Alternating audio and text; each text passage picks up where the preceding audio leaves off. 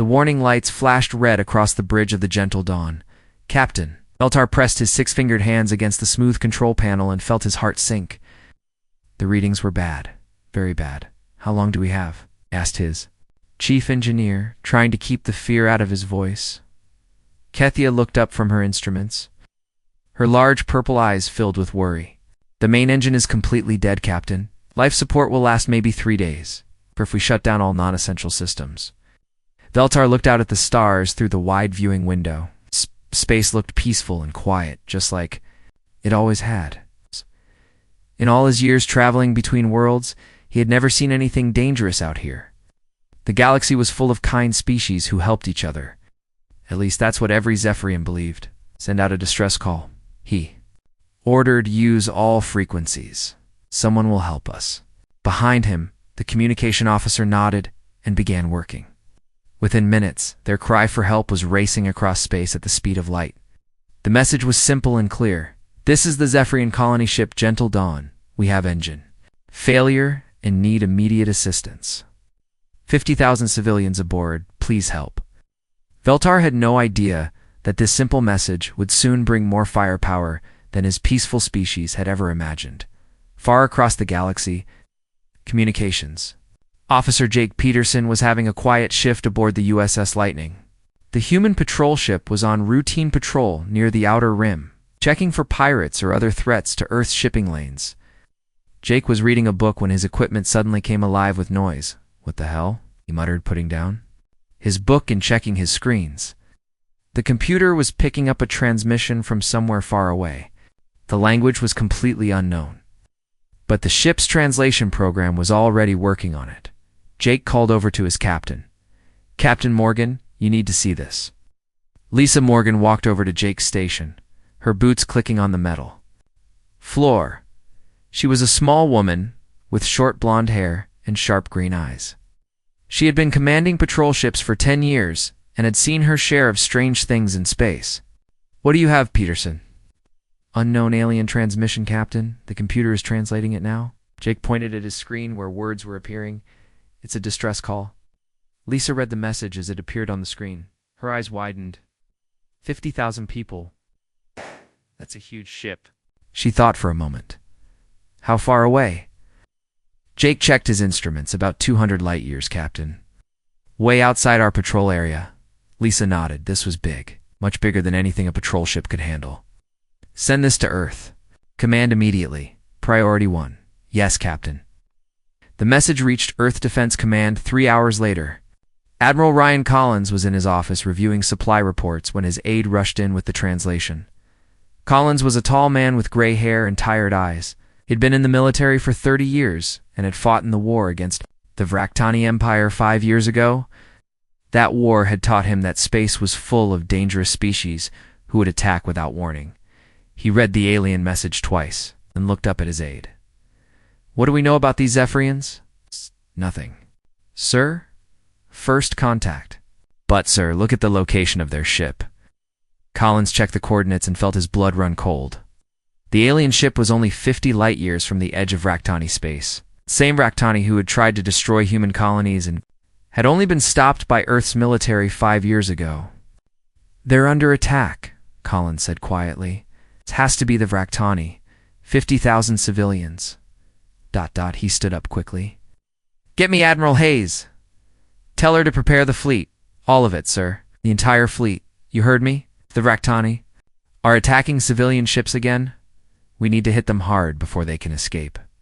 And if there are 50,000 people dying out there, we don't have time to waste." Within 1 hour, every human military base in the solar system was buzzing with activity. Ships that had been in maintenance were rushed back into service. On leave were called back to duty. Supply ships loaded ammunition and food as fast as they could. Admiral Patricia Hayes stood on the bridge of the USS Defiance and watched her fleet assemble. She was a woman in her 50s with silver hair and steel in her voice.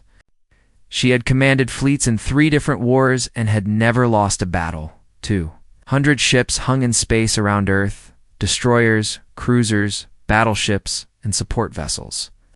The largest military force humanity had ever put together.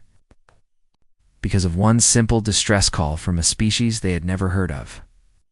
Admiral, her communication officer, called out, "We're receiving final reports from all ships. The fleet is ready." Hayes nodded.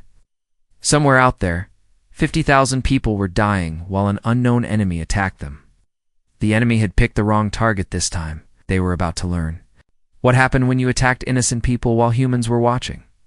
"All ships," Hayes said into her microphone. "Jump coordinates are locked in. We jump in 30 seconds.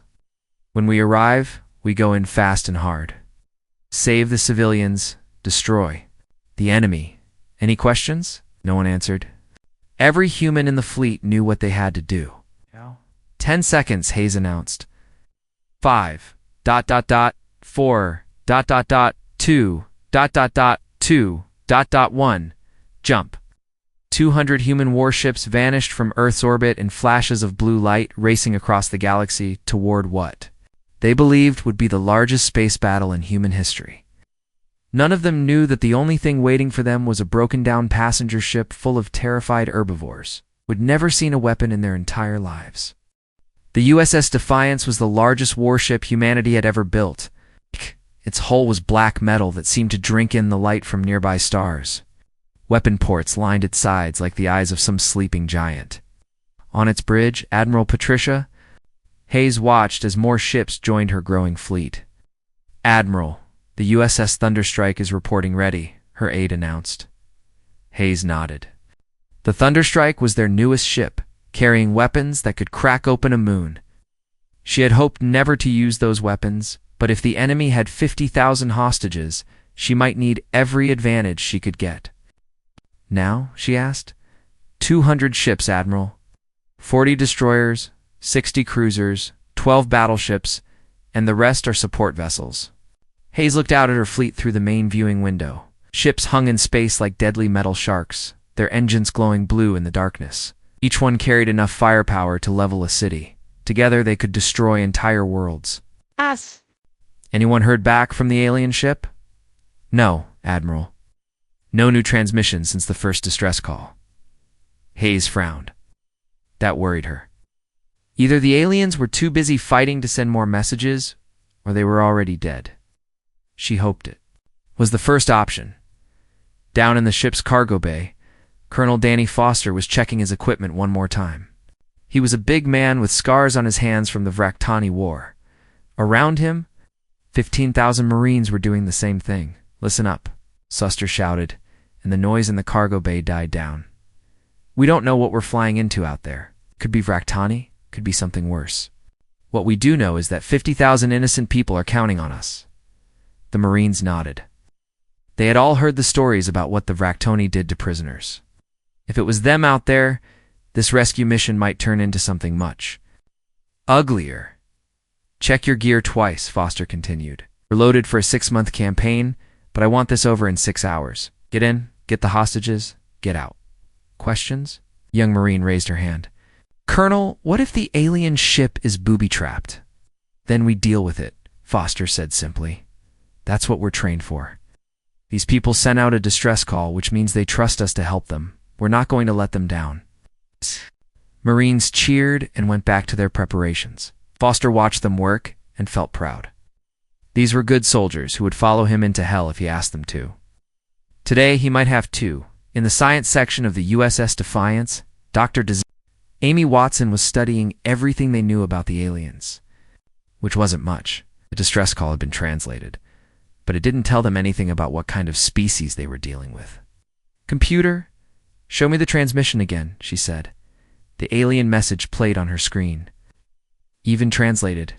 Into English it sounded strange. The aliens called themselves Zephyrians and said they were on a colony ship. But what kind of colonies did they build? Were they peaceful traders or military settlers? Computer analyzed the language patterns in the original transmission. Analysis complete. The alien language appears to lack several common concepts found. In most known languages, what kind of concepts? Words relating to conflict, warfare, or violence? The translation program had to substitute approximate meanings for several terms. Amy frowned. That was odd.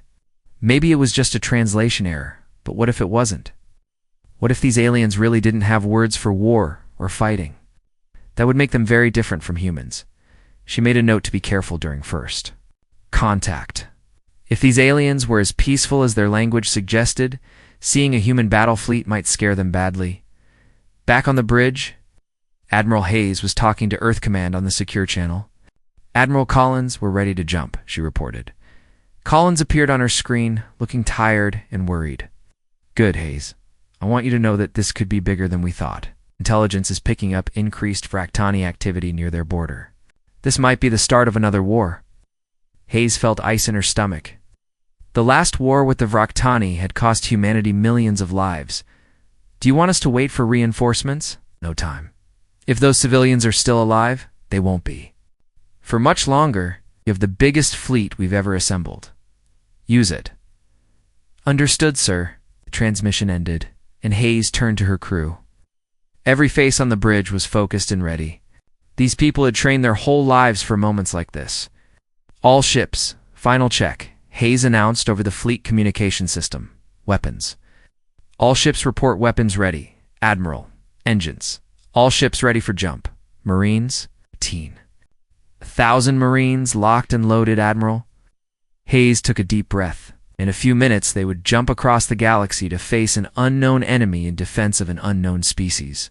It was exactly the kind of mission that could go very wrong very quickly, but that's what humans did. When someone called for help, they answered. Even if it meant flying into the unknown with guns blazing. All ships, Hayes said into her microphone. This is Admiral Hayes. We're about to make the longest jump in human military history to save 50,000 innocent lives. Whatever we find out there, remember that we're not just representing Earth today. We're representing every species in the galaxy that believes in protecting the innocent. Across the fleet, 20,000 human soldiers and sailors prepared for battle. They checked their weapons, said their prayers, and thought about the people they were leaving behind on Earth. Jump in 60 seconds, Hayes announced. The massive fleet began to move, 200 ships turning toward empty space. Where their computers had calculated the jump point, in 60 seconds, they would either save 50,000 lives or start the biggest space battle in galactic history. 30 seconds. On the alien ship far away, Captain Veltar had no idea that help was coming. He was trying to keep his people calm as their life support system slowly failed. He still believed that someone would answer their distress call, but he was starting to worry that help might not come in time. 10 seconds, Admiral Hayes counted down. 5, ... 4, 3, ... 2, ... 1, ... jump. But 200 human warships vanished in flashes of light, racing toward a meeting that would change both species forever. Space around the gentle dawn had been empty and quiet for 2 days. Captain Veltar sat in his command chair, watching the stars and trying not to think about their failing life support. The air was getting thin, and some of the children were starting to cough. Any response to our distress call? He asked for the 100th time. His communication officer shook her head sadly. Nothing, Captain. Maybe we're too far from other ships.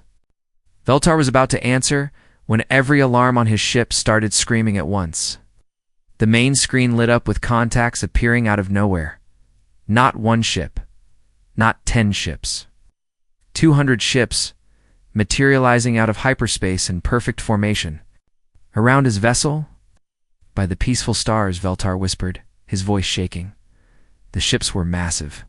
Each one was at least twice the size of the gentle dawn, and they were covered in weapon ports. Veltar had never seen a military ship before, but even he could tell these vessels were built for war.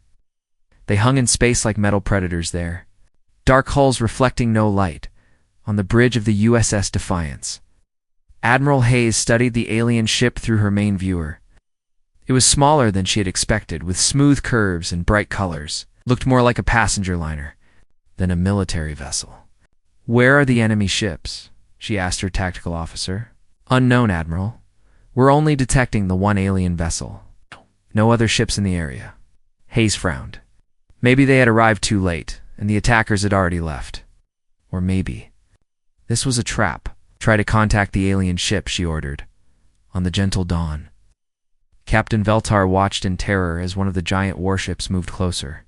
Its weapons were pointed right at his ship. When his communication system activated, he nearly jumped out of his chair. "Unknown vessel, this is Admiral Patricia Hayes of the Earth Defense Fleet," came a voice speaking perfect Zephyrian. "Received. Your distress call. What is your status?" Veltar's hand shook as he reached for his communication controls.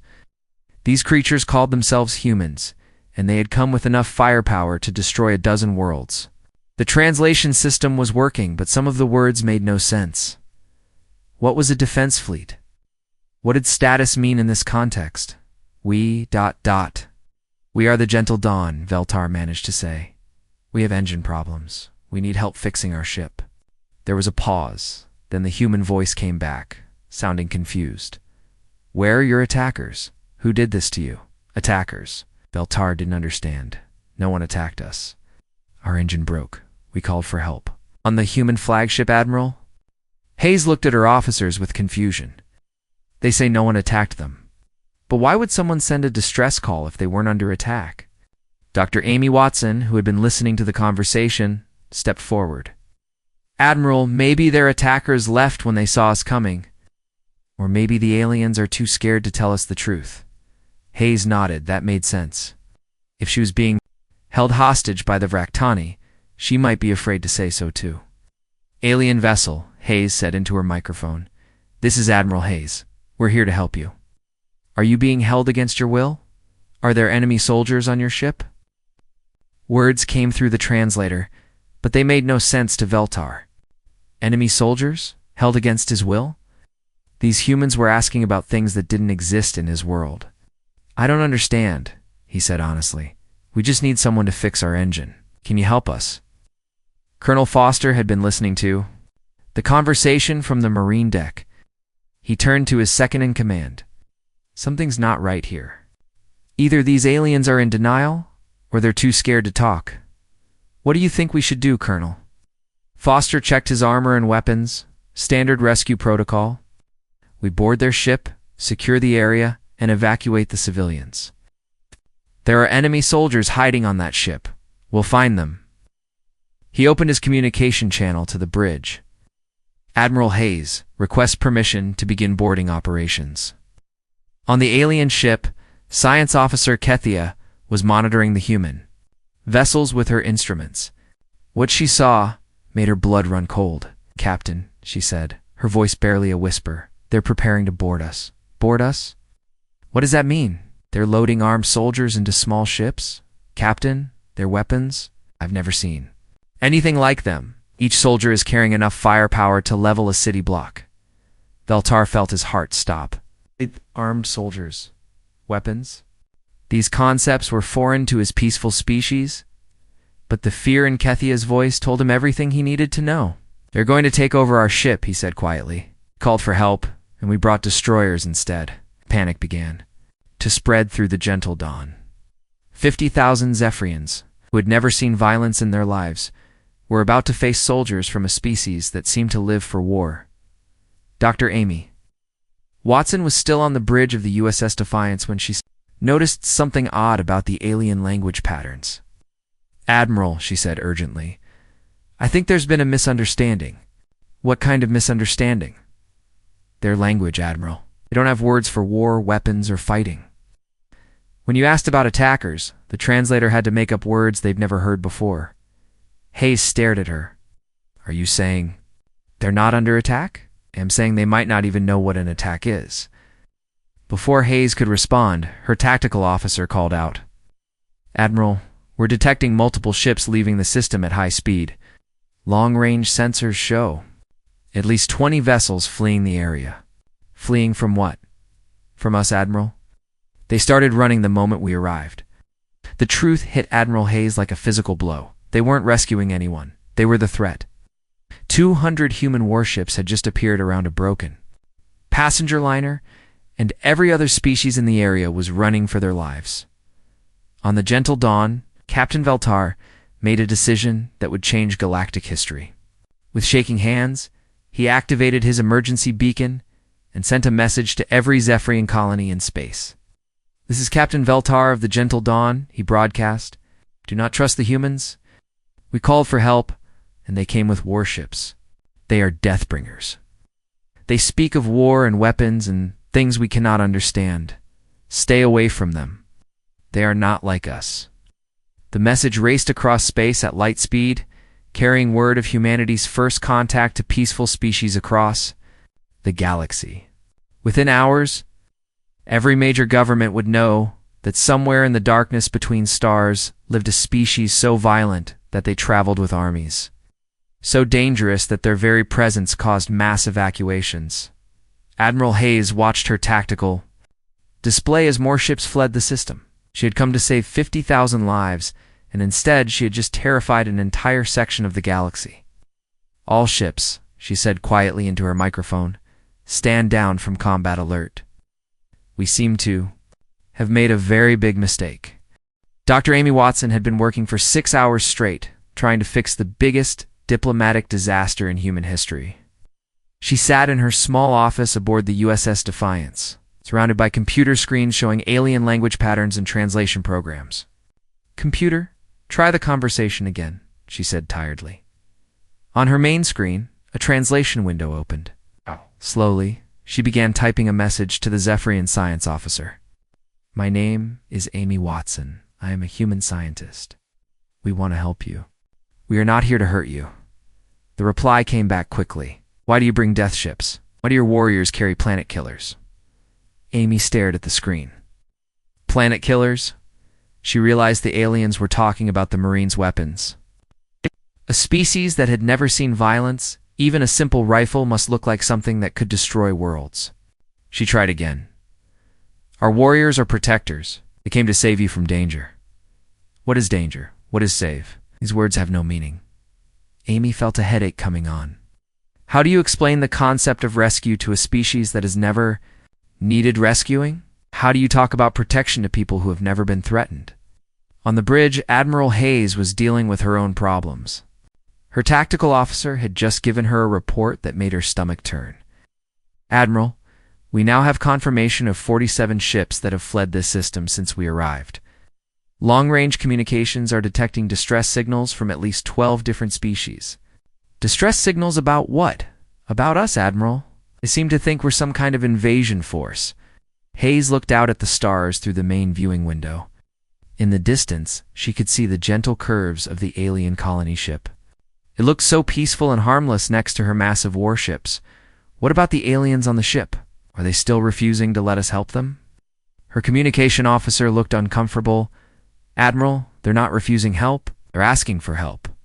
They want us to fix their engine. Then what's the problem? They want us to send one person. There's no weapons, no armor, no escort ships. They say our soldiers scare them." Hayes almost laughed, but the situation was too serious. Her Marines were trained to fight alien monsters and hostile robots. The idea of them scaring a bunch of peaceful herbivores would have been funny if it wasn't causing an interstellar incident. Down in the Marine Bay, Colonel Foster was having his own problems. His soldiers were getting restless. They had been told they were going to rescue hostages, but instead they were sitting in their transport ships doing nothing. Colonel Sergeant Betty Rodriguez said, "The men are asking questions. When do we board the alien ship?" Foster looked at his Marines. They were good soldiers, but they were trained for war. Their armor was black and intimidating. Their weapons could punch through tank armor. Even their medical equipment looked like torture devices to someone who had never seen military gear. "Change of plans, Rodriguez. Stand down the boarding operation." "Sir, what about the hostages? There are no hostages. These aliens just need a mechanic." Foster could see the confusion on his soldiers' faces. They had prepared for battle and found a breakdown instead. But that was the military for you. Prepare for the worst, hope for the best, and be ready to adapt when everything goes sideways. Meanwhile, Captain Veltar's warning message was spreading across the galaxy faster than anyone had expected. On the peaceful world of harmony, President Gentlesong received the transmission and immediately called an emergency meeting. "Humans," she said to her council, "they travel in war fleets. They speak of violence and carry weapons. Are they the destroyers from the ancient legends?" The counselor soft-whined, nodded gravely. "The legends speak of a species that would one day emerge from the dark stars, bringing fire and death to the peaceful worlds. Perhaps that day has come. On the trading world of Commerce Prime, Captain Billy Turner of the destroyer USS Ranger was having a very different experience. His ship had been patrolling the system when suddenly every alien vessel in the area started running away. "Captain," his sensor operator reported, "we have 18 ships leaving the system at maximum speed. They're not responding to our calls." Turner watched as a convoy of peaceful merchant ships fled from his lone destroyer like it was carrying the plague. "Are we leaking radiation or something?" "No, sir. All systems normal." Turner shook his head. "Run a full diagnostic anyway. Something's got these people spooked." What Turner didn't know was that word of the human invasion fleet had reached Commerce Prime an hour ago. To the peaceful traders, even one human warship was now terrifying proof that the stories were true. Back on the USS Defiance, Dr. Watson was finally making progress with the alien science officer. The Zephyrian, who called herself Kethia, was slowly beginning to understand that humans weren't planning to destroy them. "Dr. Watson," Kethia transmitted, "your species confuses us greatly. You speak of helping, but you bring instruments of destruction. You offer aid, but your very presence causes terror." Watson thought carefully before responding. "Kethia, may I ask you something? Your history. Has your species ever faced a threat? Has anyone ever tried to hurt your people?" And there was a long pause. "Hurt? No, Dr. Watson. We do not understand this concept. All species we have met are peaceful. Why would anyone want to cause harm?" Watson felt a chill run down her spine. These aliens had never experienced conflict. They had evolved in a galaxy where every species was peaceful and helpful. The idea of violence was literally foreign to them. "Kethia," she said slowly, "humans evolved differently. Our world was dangerous. We had to learn to fight to survive. When we heard your distress call, we thought someone was attacking you. We've brought weapons to protect you. Protect us from what? From species that might want to hurt you. We didn't know that such species don't exist in your part of the galaxy." On the Gentle Dawn, Kethia shared this conversation with Captain Veltar. The idea that some species could be violent was almost impossible for them to understand. As Veltar said slowly, "They brought weapons to fight enemies that don't exist." "Yes, Captain. And now other species think the humans are the enemies." Veltar looked out at the human fleet surrounding his ship. 200 warships, each one carrying enough firepower to level a city. But now he was beginning to understand. These weren't destroyers. They were guardians who had come to fight monsters that weren't there. The irony wasn't lost on him. Calling for help, he had summoned protectors so fierce that everyone else was running away in terror. The humans weren't the problem. The problem was that nobody else understood what humans were trying to do. "Kethia," he said quietly, "I think we need to send another message." Dr. Amy Watson stood on the bridge of the USS Defiance, looking out at the alien ship. After 8 hours of careful translation work, she finally understood what had gone wrong. Now she had to convince Admiral Hayes to do something that went against every military rule in the book. "Admiral," she said, "I need you to send most of our fleet away." Hayes looked at her like she had lost her mind. "Send them away? Watson, we're in the middle of a first contact situation. We need all our ships here." "It's exactly the problem, Admiral. To these aliens, our fleet looks like an invasion force. Every ship we have makes them more afraid." Hayes walked to the main viewing window and stared out at her massive fleet. 200 warships hung in space like sleeping giants. It was the most beautiful and terrifying sight she had ever seen. "These ships represent the safety of Earth," she said quietly. "If I send them away, and this turns out to be a trap..." "Admiral, these people don't even have a word for trap. They've never heard anyone in their entire history." Hayes was quiet. For a long moment, finally she turned to her communication officer. Yes. "Send a message to all ships except the USS Mercy and 4 escorts. They are to withdraw to a distance of 1 light hour and wait for further orders." "Admiral, are you sure about this?" "No," Hayes said honestly. "But sometimes being a good commander means making decisions that scare you." One by one, the human warships began to move away from the Gentle Dawn. Their engines glowed blue as they accelerated toward the edge of the system.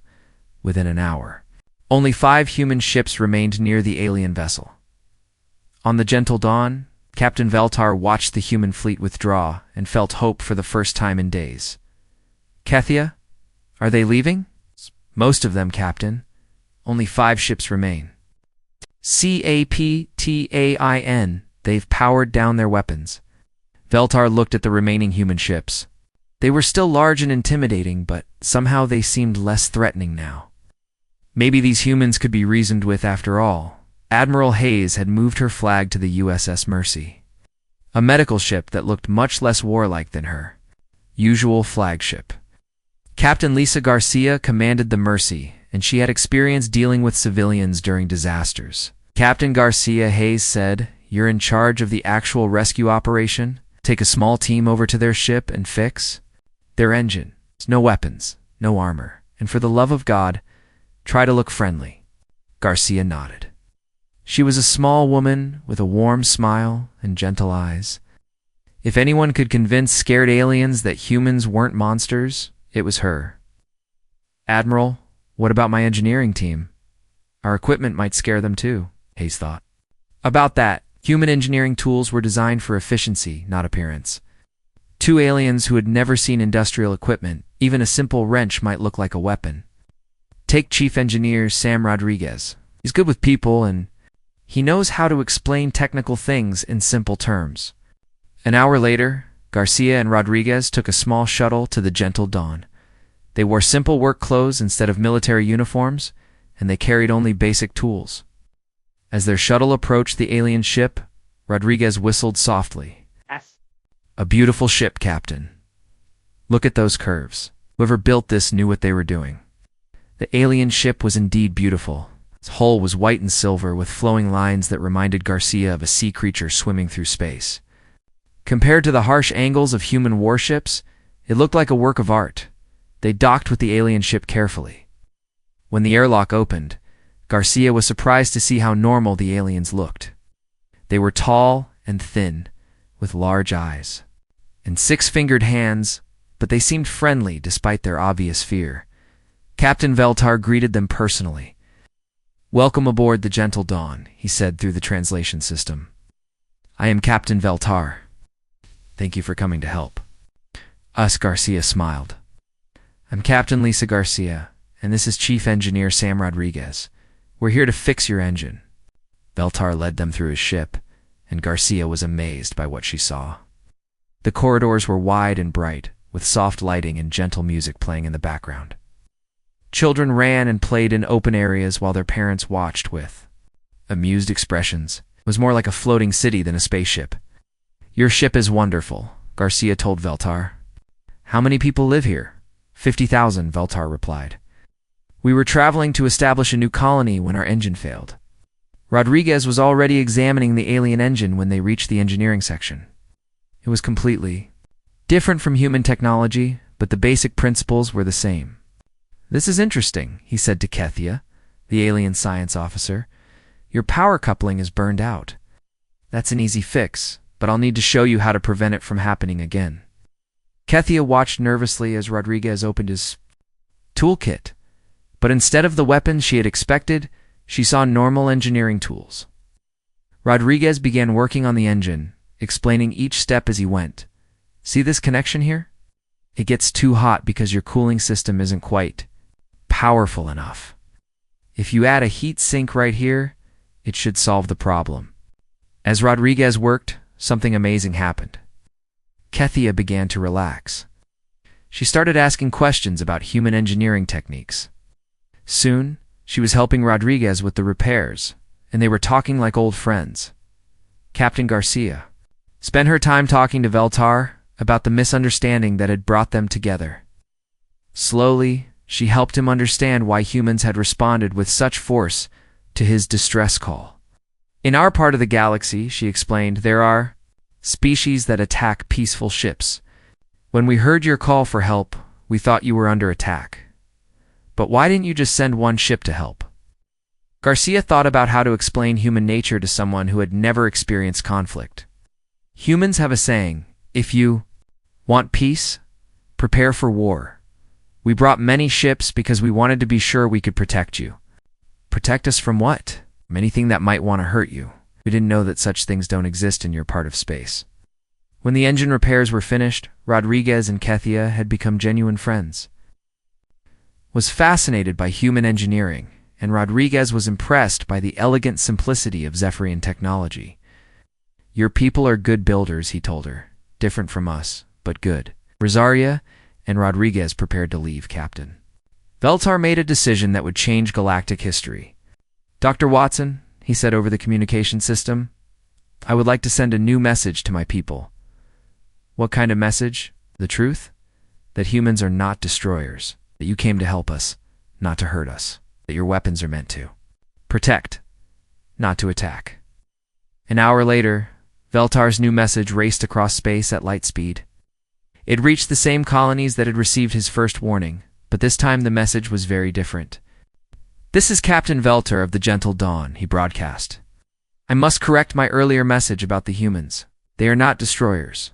They are protectors who came to help us when we called for aid. They brought many ships because they thought we were in danger. They are a good people who will cross the galaxy to help strangers. Any species that needs protection should know that somewhere among the stars, there are guardians watching. On Earth, Admiral Collins read the final report of the mission and shook his head in amazement. 200 warships had been sent to fight a battle that didn't exist, to save people who didn't need saving, against enemies that weren't there. But in the end, humanity had gained something more valuable than any. Military victory. They had gained a reputation as protectors, as a species that would answer any call for help with overwhelming force. From that day forward, peaceful species across the galaxy knew that if they ever faced real danger, there was a species of dangerous Baress. Guardians who would come running, and potential aggressors learned that attacking innocent civilians might bring down the wrath of the humans. It's a species so fierce that they traveled with entire fleets just to help fix a broken engine. The misunderstanding had become humanity's greatest diplomatic success.